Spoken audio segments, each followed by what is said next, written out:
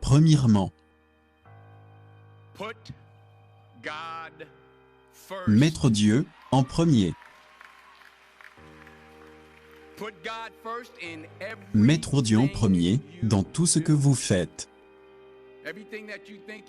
Tout ce que vous pensez voir en moi, tout ce que j'ai accompli, tout ce que vous pensez que je possède, et j'en ai un peu de ces choses.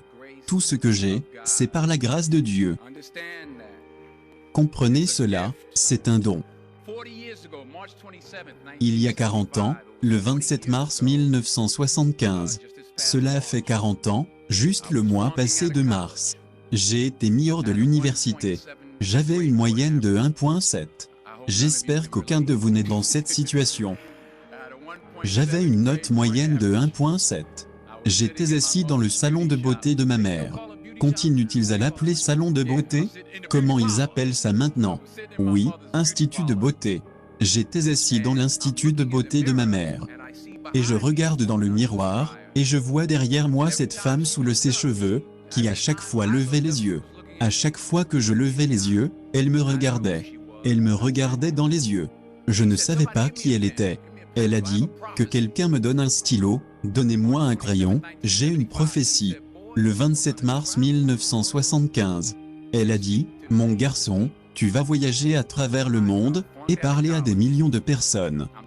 Je suis hors de l'université, je pense à rejoindre l'armée, je ne savais pas ce que j'allais faire, et elle me dit que je vais voyager à travers le monde, et parler à des millions de personnes. Eh bien, j'ai voyagé à travers le monde, et j'ai parlé à des millions de personnes. Mais ce n'est pas la chose la plus importante du succès que j'ai eu. La plus importante chose est que ce qu'elle m'a enseigné, ce qu'elle m'a dit ce jour-là, est resté avec moi depuis lors.